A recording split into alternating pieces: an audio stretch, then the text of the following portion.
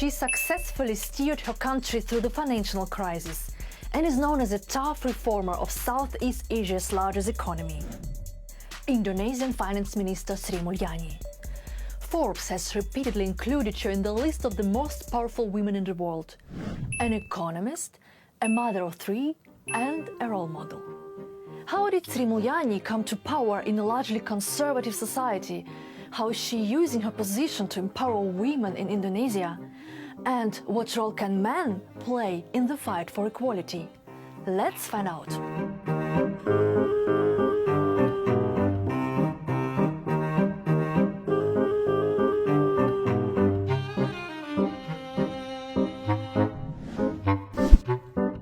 Minister Sri Mulyani, thank you for joining our series, Merkes Era, the Women of Power. You are a woman of power as Indonesia's first ever female finance minister. How does it feel to be a pioneer? The challenge for a woman in any position, especially if that position is the first time in the history, then the women usually have more burden. We call it double burden or triple burden, to prove it that you were able to hold that position with competence, with the ability to deliver the responsibility. Usually girls, they perform well academically. But then if you have in a higher education, there is a problem of the dropout. There is still a problem in part of Indonesia, like the child marriage, because the girls, especially in a rural area, when you are in a late teenager, they were asked why you're not married yet. If they haven't education high enough, they will be told that, oh, you are caring boy, because you are not in the position that the boy feel comfortable to have a woman which is smarter than you are. In Indonesia, it's still not common for women to work outside the home. Only around half of all women are employed in paid jobs. The rate has been stalling nearly for 2 decades. What's holding women in Indonesia back? Similar reason like elsewhere. Once a woman has children, she is expected to do most of the work of raising them. And too many mothers don't really have another choice. More importantly to educate is actually the counterpart, the male part. I think the men and the boys, they need to know that when you talk about gender equality, it's not threatening their position, their role. I usually use this metaphor. If you are going to have a shoes, you don't want the other one is high heel, the other one is like the flat shoes. You are not going to walk comfortably. You really have to have the same level so that the society can actually walking and pursuing our objective or dream together. Indonesia is reportedly the second most dangerous country for women in the Asia-Pacific region.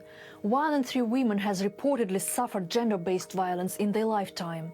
But I'm sure that with more education, information, and more influencer who can provide understanding on this area, that could be addressed. All the activists, the NGO is also try to do that, address this area. I think as a Muslim myself, reading the Quran, I feel like they are giving equal opportunity for men and women. But I also have to admit, some of religious practices who try to then take this kind of version or interpretation in a very strict and limited way, which is then being used to then restraining or constraining, especially women, in their role in society, or even to have an equal opportunity. And that is quite an example that we see.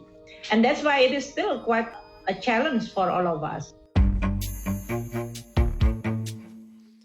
Here in Germany, Chancellor Angela Merkel is the first woman to serve in her office. Both of you are trailblazers. I admire her, especially in terms of her leadership, the way that she continue pushing and pursuing a lot of policy which is important not only for Germany and the German people, but also globally. For example, like climate change. Do you think the next generation of women leaders might have it easier than you did as pioneers?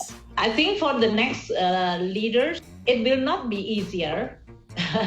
Because first, maybe we think that it's going to be easier because the glass ceiling has been broken.